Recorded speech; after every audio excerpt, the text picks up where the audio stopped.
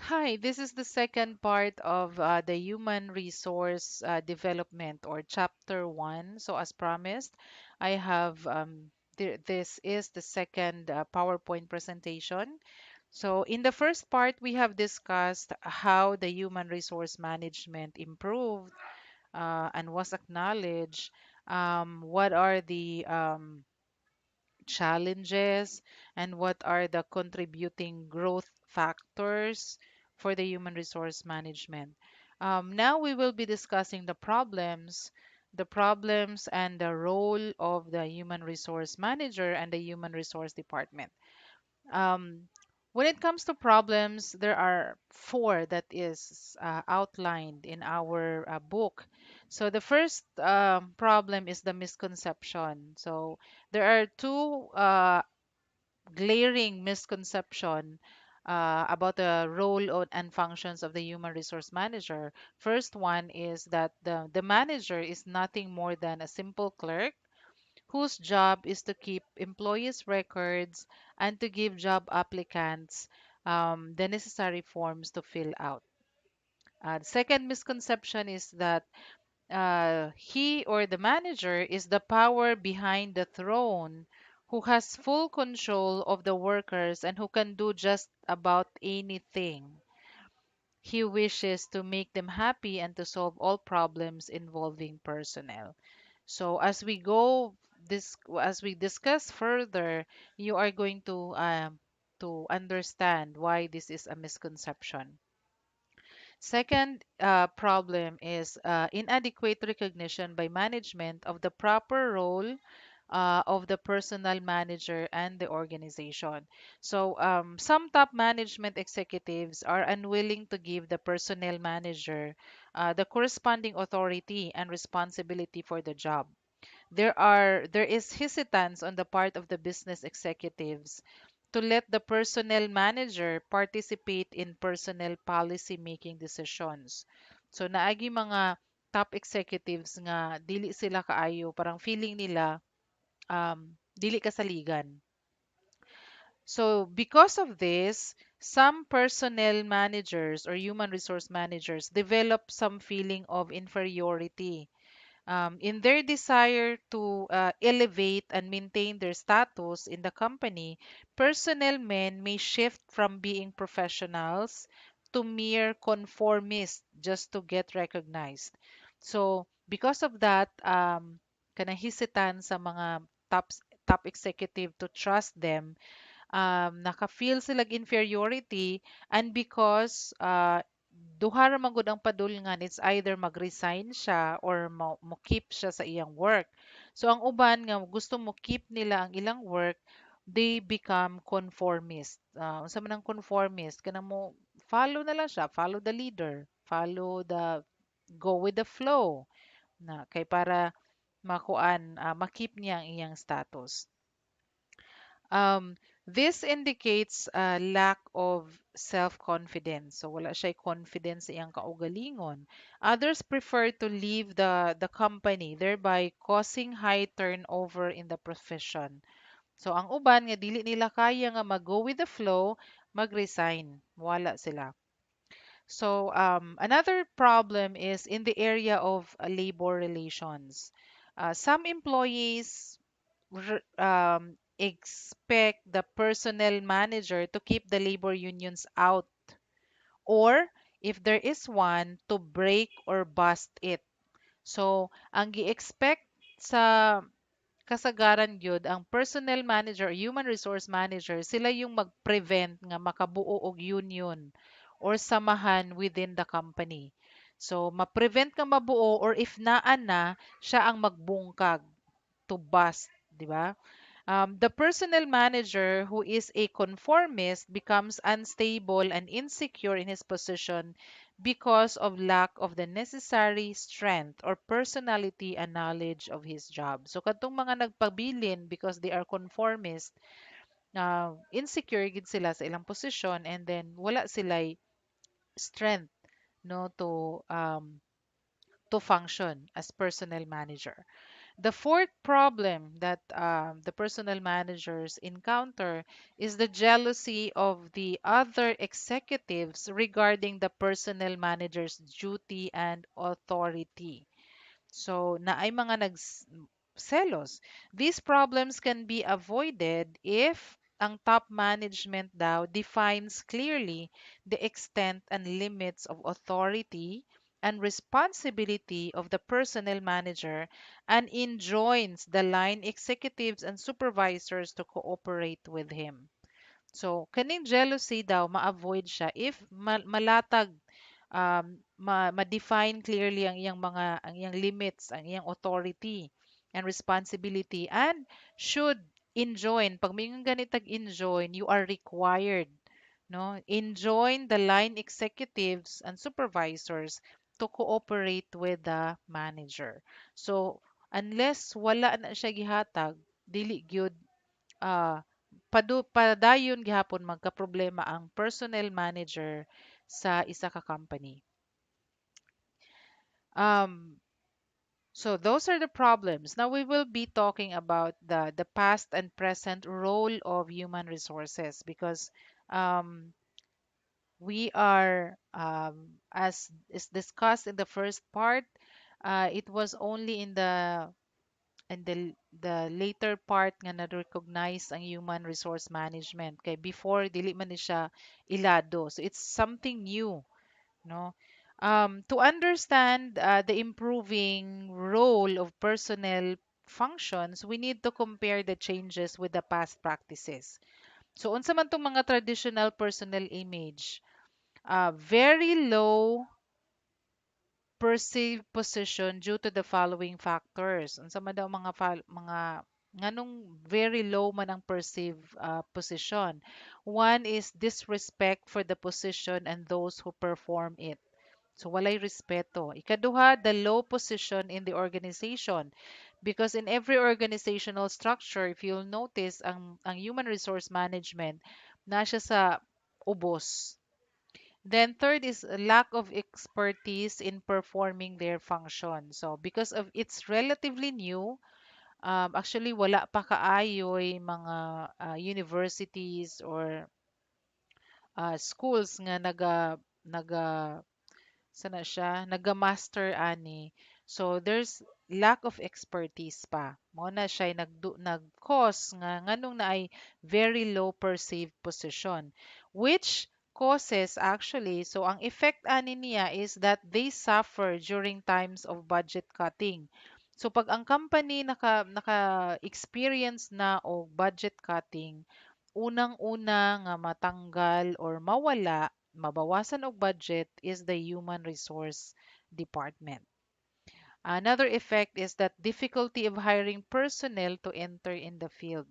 So, maglisod siya because it is due to the reluctance of some old personnel practitioners to present to top management advanced ideas that could improve personnel systems and procedures.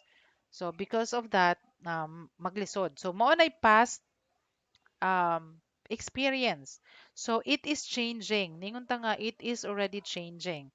So what is now the changing image of the human resource functions? Number one is that organizations now recognize the important role played by human resources in the company's profit index. So, nakita na sa mga organizations nga ay importante di ay ang human resource department, ang human resource functions sa atong profit. Number two, organizations now recognizes the human personnel is an important asset. So nakita na nila na this is an important asset. That is the labor force, and together with this is the advancement of the human resource role. So nakita na sa kuan sa mga organization. The third is companies now look at human resources as means to profitability, quality, and other business goals. So hinahinay, nakita na ang importance. Now let us look at the role of the human resources in the new millennium. So unsa naman ang role niya in this new millennium? The new role that the HR department performs includes outplacements, labor law compliance, record keeping, testing, compensation, and some aspect of benefit administration. The HR department has also to collaborate with other company executives on employment interviewing, performance management, and employee discipline, and efforts to improve quality and productivity. So as a new practice, nag-improve na siya. So unsa naman ang mga role niya? Kay sa una, mere clerk raman ang tanaw sa iya ha. So unsa naman iyang mga role uh, at this age? So number one is recruitment and employment. So, mo na yung nag-include. Unsa man sa recruitment and employment, interviewing, testing, recruiting, and temporary labor coordination. Okay, so kung mag-apply ka sa isa ka company, you are to go through HR, Human Resource Management. You will be interviewed, you will do testing, and then you will be recruited. Number two is training and development. So in the training and development, HR will do the orientation of new and temporary employees, will do the performance management training, and will also do productivity enhancement. So that's for the under the training and development. Wage and salary management, unsay trabaho nimo, you will do the job evaluation. So evaluate nimo ang job kung tama ba. Wage and salary survey and then executive compensation. So that's under wage and salary management. Number four, benefits administration. Administration. Uh, uh, this will be talking about vacation and sick leaves, administration, insurance, stock plans, pension plans, retirement plans, assistance programs. So, um, if you will be employed, companies are actually going to give vacation and sick leave. So, depende na sa company kung pila ka days. Um, Other companies, usually mga international companies, hatag sila og 15 days vacation leave, 15 days sick leave in a year. So that's a total of 1 month, 30 days.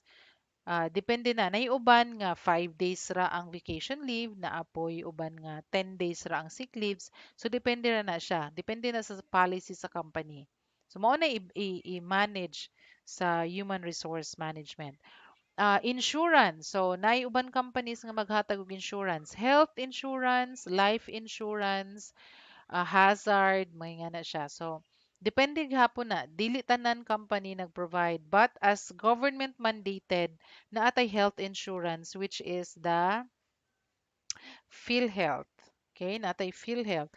Napud tay pag-ibig. So, that's part of the government mandated benefits that we are going to get.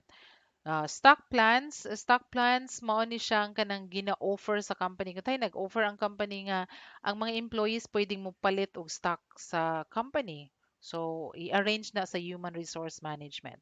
Pension plans, this is for those who retire. Pension plans, retirement plans. So, kanang mga mag-retire, naabis sila madawat nga pension, how much each month, unsaon la pagkadawat, etc. Okay? Next role is the employee service and recreation. So, the human resource management will see to it that there is a bus service, especially in areas na katubit ang mga companies that are within the economic zones. If you have been to economic zones like in Laguna, in Batangas, economic zones, in Bulacan economic zones, kana mga economic zones, walay mga public transport ana sa sulod. So, the companies provide bus services for their employees to go and to pick them up. Na sila yung mga designated pick-up locations and also designated drop-off locations. Siya. The canteens, of course, for their food. Athletics. So, dili tanan companies maka-provide og athletics, but it should ideally na athletics. Housing and relocation. So, there are companies who provide housing. or relocation. Because housing, pag may yung tag-housing, that's mura siya na siya boarding house. So if taga probinsya ka, you can stay there while you are working. It's either you pay for a minimum amount or a small amount, or it's free. Depende na sa company. Relocations, kanang uban, if you are from the province and gusto nila gid ilang imong serbisyo, they will provide a relocation package. So, tagaan kita kag 60,000 to relocate, meaning mobalhin ka, balhin kag puyo. Or either mag-rent ka og boarding house or palit kag balay para lang maduol ka sa trabaho. So those are that's housing and relocation. Next is community relations. So what's community relations? That's publications, community projects, and relations. You are as human resource development or human resource manager, you have to make sure that you are able to project a good image of the company to the community.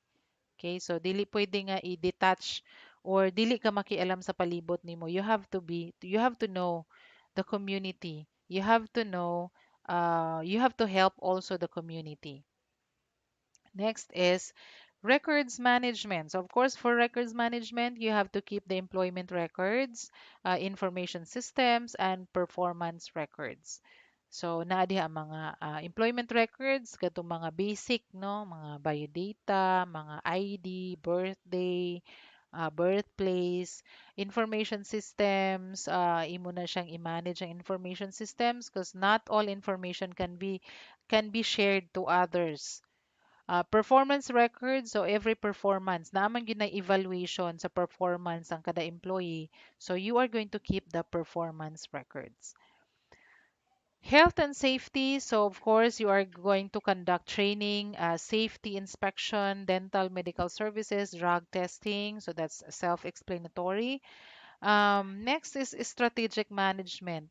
Strategic management, you are going to do collaborative planning. Pag may tag collaborative planning, the planning is done involving all others, that all the stakeholders. So pag mag-collaborative planning ka, dili lang ang HR, you have to consult also the supervisors, the managers, also the unions, the labor unions nga naa sa sulod, no? Uh, you also have to do outsourcing manpower research. So na may mga companies nga nagadu og outsourcing, meaning um, let's say for example naa ka sa your company is doing or manufacturing cars. So pwedeng i-outsource nimo ang kuan, mag-hire kag lain company to do the tire. Ang uban para sa paint ana siya. So i-outsource. Organization planning. So you have to plan for the organization. So kinsa tong mga ma-promote, kinsa tong mga add nga new one, or mag-branch out ba ang isa ka department, etc. So na siya. Those are the new roles na of the human resource department in the new millennium. Then let's go to the roles of the personnel or human resource manager. As a manager, unsa may tawag sa imuha? So let's start. There are 10 that is outlined as a supervisor, as an administrative official, as an advisor, as a coordinator, as a negotiator, educator, provider of services, employee counselor, promoter of community relations, and public relations man. So as a supervisor, what's your role? You plan, organize, direct, and coordinates the activities of your department. You delegate some of your functions to your subordinates, but checks on them through follow-ups. So you are going to serve as a supervisor. Next is you are going to serve as an administrative official. So you or your staff conducts or directs certain personnel activities as provided for in the policies and programs entrusted to the department. You see to it that labor laws and government regulations are properly complied with. He should also know how a policy is made and administered. So this is very crucial because you have to know, you have to make sure that the labor laws and government regulations are properly complied. So since na ay mandate ang government that every employee will be given PhilHealth, have pag-ibig contribution or SSS contribution, so you have to make sure that it's compliant. Nga um, dili ka mag-violate sa mga laws, labor laws, especially labor laws. Next is as an advisor. As an advisor, he or she serves as counselor, guide, and confidante to the management supervisors and employees. Right? So you will be an advisor to the management. To be competent, he must keep himself informed about employee attitudes and behavior and be abreast of trends in the industrial relations field which may affect his company. So you have to be updated. May pag mayong tag-abreast, nakasabay ka sa trend sa industrial relations. Next is you are a coordinator. A coordinator, you bring into action all activities, regulates and combines diverse efforts into a harmonious whole, and gets together and harmonizes the work of various personnel in his department and the related functions in other departments. So you are going to coordinate all efforts. As a human resource manager, murag saklaw nimo ang tanan department because you are going to coordinate. Number five, you also act as a negotiator.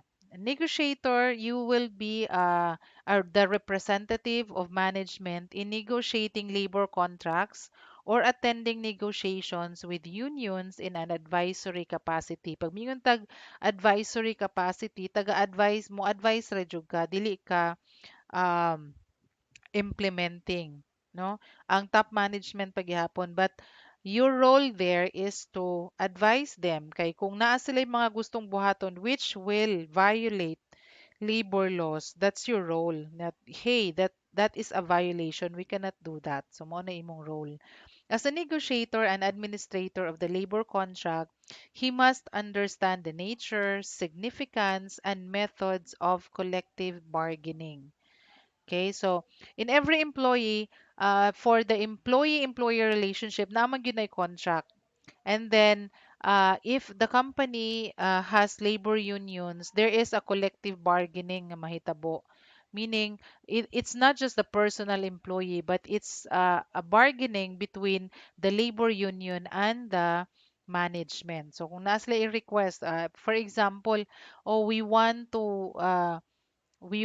to have like a monthly recreational activity or gusto na mo i-increase ang among salary. So those are one of the possible kanang negotiations nga mahitabo. Next, you will be an educator. As an educator, you conducts or administer company's training program. He is very much involved in the management of employee development programs of his company. So, as an educator, you conduct or you facilitate. So, if you are not able to, pwedeng ikaw ang speaker, pwedeng dili, pwedeng mag-hire ka og speaker, depende sa kung unsa ang dapat ang training or unsa ang tema sa training.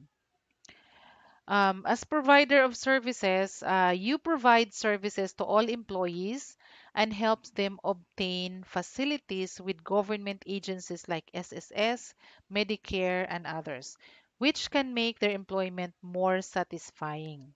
Okay, so you are providing services to all your employees. You facilitate the remittances of for SSS, for Pag-ibig, for PhilHealth. So you facilitate that. Dili na kinahanglan ang employee mismo ang moadto sa SSS para mag-remit sa iyang contribution, but what the personnel or the human resource department do is that they keep part of your ikaltas na sa sweldo sa employee ang mga remittances kay sila naman ang mag-remit direkta sa SSS. Employee counselor. As an employee counselor, his knowledge and training in human relations and the behavioral sciences, plus his familiarity with company operations, puts him in the best position to counsel employees. So as an employee counselor, daghan maghimuduol sa imuha like nganong ingani man akong kaltas or pwede ba akong mag-leave or kung naay gi-terminate nga employee or naay employee nga under disciplinary actions, pwede ka maghatag og counsel. Or anyone nga moduol needs assistance, clarifications on things about the company policies, then mo nay trabaho sa Human Resource Department. Nine, promoter of community relations. He must be well informed of the activities and developments in the environment where the enterprise operates. He is called by the management in helping the company project a favorable and positive image to the community.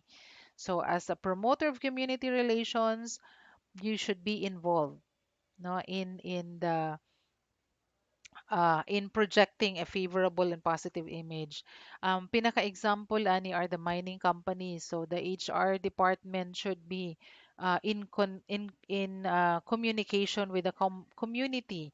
Kaya na may mga um, mining companies nga nag-provide sila livelihood projects sa community or ilang iuna og hire priority sa hiring ang taga-community. Ana siya. So that's one of the functions as a promoter of community relations. Lastly, you are a public relations man. So, as a public relations man, it will require you to deal with the general public, which includes the employees, the unions, and the community. So, usually, ikaw ang speaker of the uh, company, no? Ikaw ang mag-relay sa message from the company to the community, to the union, to the employees, and vice versa. Okay, so that's the role of a human resource manager. Now, aside from that, we will know what are the personal qualities of the personnel manager. So may mga personal qualities niya. Number one, can communicate effectively both orally and in writing. So, of course, as a human resource manager, you have to be able to communicate because counselor ka, educator ka, di ba? Public relations officer ka. So, therefore, you have to be able to communicate effectively. No. Next is you possess an above average intelligence. Yeah, it should be above average intelligence because you will be dealing with a lot of policies. You will be implementing policies. You will be making sure that policies are implemented, the labor laws are complied. So there's a lot of things that you are going to do. So therefore, you have to have an above average intelligence. Number three, you have to enjoy working with people because if you don't enjoy working with people, you will not be an effective human resource manager. Kay basig walay mo duol sa imo, puro ka banghag, napalay mo knock-knock sa imong door, suko na ka. So you have to enjoy working with people. You have to have grasp on the implications of a given situation, understands individual attitudes, and proves equal to the problems of the employees and of the employer. Okay, so you have to know this.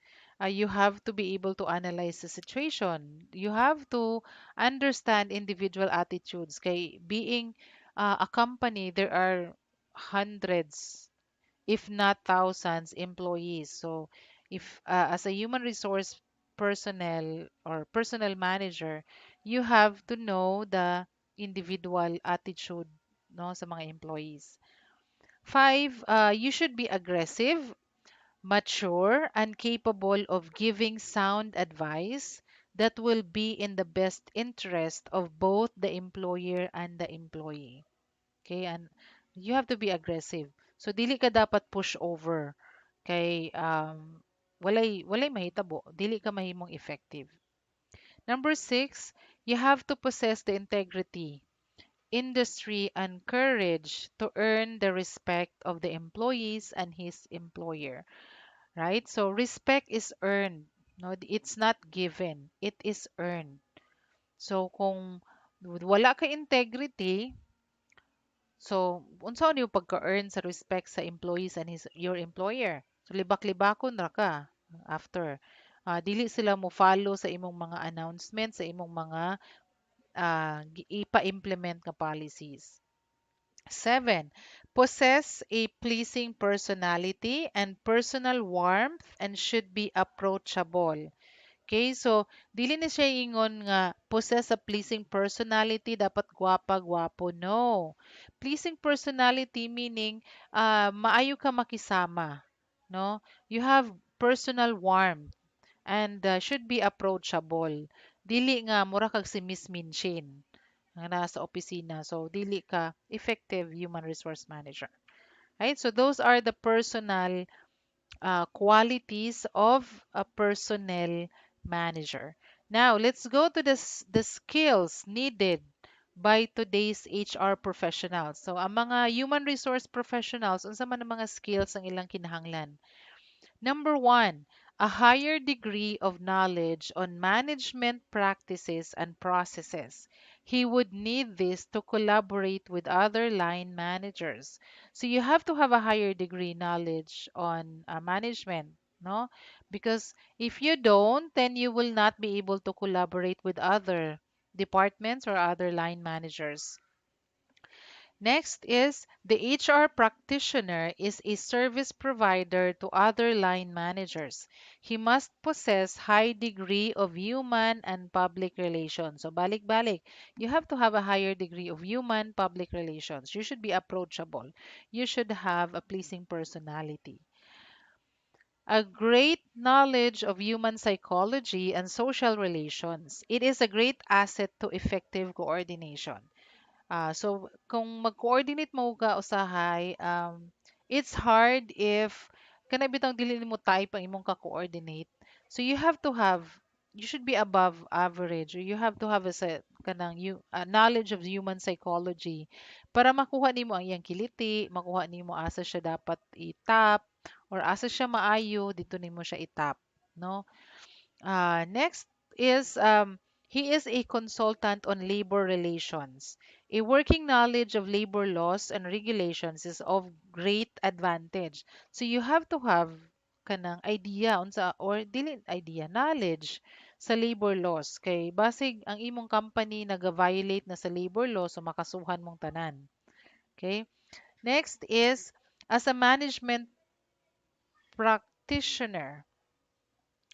Um, accumu- As a management practitioner, a thorough knowledge of management and its relations to effective organization is a must for all HR managers to plan out strategic approaches to problems and their solutions. Okay, so dapat you will be able to um, plan no sa mga unsay pwede nimo unsaon nimo pag-approach ang mga problems and then unsaon nimo pag-solve ang mga problems. Lastly, as a community relations officer, so you should be a community relations officer. So, unsa man to siya, the HR manager develops greater linkage with the government and other stakeholders. He has to coordinate with schools and other agencies for their manpower pooling and other services. So, even in CSU, ang mga HR sa mga ubang companies, especially in automobile companies, they usually coordinate with us. No, sa college, magpadala sila, ilang mga manager, magpadala mga invitation that they will be needing people, mga ingana. So, those are one of the skills that an HR professional should possess. So, given all that, given all the problems and these roles that you have to perform, what are the rewards and benefits that you will get? So, unsa may maakuha na niya, right? So, the personnel or human resource manager's job is a demanding and a stressful job. However, it is financially rewarding and stable. siya. So, unsa man ang mga, there are some benefits. Number one, car plan or free use of company transportation. So, that's normally done. Kung dili man siya matagan og car, but maka-use siya og car owned by the company for the transportation sa pag-adto sa mga government agencies like SSS, PhilHealth, Pag-ibig. Number two, unlimited or limited use of gasoline and free maintenance checkup. So if you are given a car, so you have either unlimited or limited, depende sa company na, the use of gasoline. So kay expected man that car will be used for official use only. Okay, so kung gamiton mo siya for personal, of course, don't expect nga tagaan ka sa company o gasoline. Company cellular phone. Yes, that's correct. You will be given company cellular phone, or if not, you will be given load. Kung naa na kay phone daan, tagaan kag load for communication. Number four, representation allowance or meal allowance. Pag may representation allowance, meaning that's an official business. Tayo gipadala ka into a seminar, gipadala ka into a training, or niadto ka nakipag-negotiate ka with Dole, di ba? You will be given a representation allowance or a meal allowance. Number five, education scholarship or attending conventions and seminars. So there are companies that gives scholarship, no? Ipadala ka sa mga seminars, sa mga conventions, so your skills will be improved because companies know that you will be useful for the profitability of the company. So they will invest in you. So those are just the perks or the benefits that you are going to get as a human resource manager. So, with those benefits, let's discuss the career advancement or other professional options for the personnel manager. So, na kay options if dili na ka, unsa may pwede nimo, unsa may career nimo aside from that. One is you will become a college professor. So, pwede ka magtudlo about human resource management. Pwede ka magtudlo og human resource uh, or hiring, recruiting, ana siya, pwede ka magtudlo. Because as a human resource manager, you already have the educator skill, di ba? One of the skills nga needed, you should be an educator, or one of your role is an educator. You can be a vice president of the company. You can also be a chief executive officer of the company. You can be a politician. You can be an entrepreneur. You can be a businessman. So those are the professions other than being a human resource manager. Now let's go to the career path. Unsa man ang career path sa isa ka human resource manager? For the career path, we divided it into three: the entry level, the supervisory level, and the managerial level. In the entry level, you will be assisting in interviewing applicants. So, mag-assist ka, entry. So, good pa lang. Giving tests and scoring test results in personality inventory and other skills set, assisting in employee orientation and training programs, and record keeping. So that will be for the entry level. Mo na imong i-expect nga work nimo as a new human resource practitioner. Supervisory level, you already have the skills in writing job descriptions, job analysis, and job evaluation. So you should be able to write now job description. You can post job hiring na after you write the job descriptions. You have the knowledge of employee benefits programs.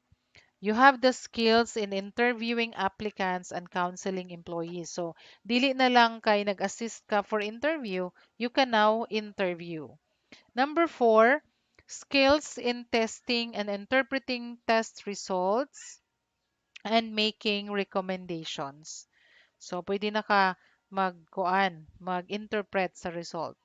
Number five is job evaluation and wage administration skills. So, kaya na nimo evaluate ang mga job sa kada employee. And then you can already manage the salary or wage administration. Skills in determining training needs and develop Naputol siya.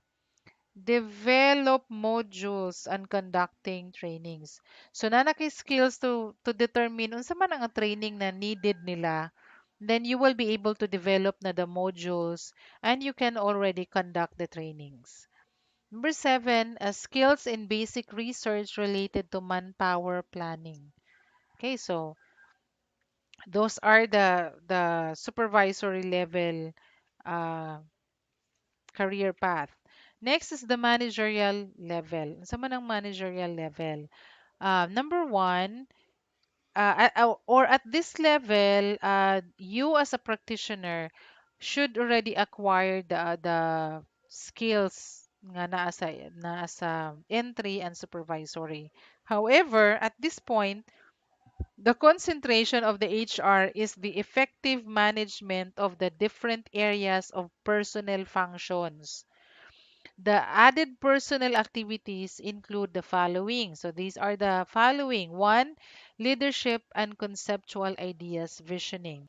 So here, you as an HR manager, you are already part of the strategic management team that participates in organization strategies planning for improved products and services as they relate to employees' productivity and its relation to technology enhancement programs. So, apil na ka sa strategic management team nga magaplano. Number two skill is analytical of the facts as basis for decision making. So, in this area, you as a manager uh, is saddled with the analysis of the employees, the development program, and finding alternative solutions to improve employees' performance. No, so um, you are analytical na sa mga facts and you use the facts for decision making. Number three, compliance, administration, and control. So this includes the compliance includes the labor laws, the environmental regulations, safety and security, employee services, including the recreation, the manpower demands, and the condition, the work condition, no, the working environment. So, mo na imong i-ensure that nakakomply ang company sa mga laws, sa regulations. Number four, interpersonal teamwork. So, um, in this area, the introduction of new technology in the workplace brought about varied HR problems. So, an employee has to undergo training and development of new skills and work values. Global competitiveness, being the essence of the new mandate for industries, needs employees who are dedicated and work oriented. Teamwork cannot be developed in a day or two. Yeah, di man yun na siya dali ma-develop. Team building and organizational interventions are needed to develop greater teamwork. Teamwork adds value to more efficient manpower. Okay, so as part of your interpersonal skills, you have to know na you have to conduct team building activities or you have to create the teamwork spirit among the workers. Kay even if unsa pa naka-advance na imong technology, if there is no teamwork, it will fail, right? So, that's all that we have to learn about the problems, the roles, the benefits, and the career path. So, if you have, I hope this is clear to you. If you have any questions, you know where to post your questions. Thank you.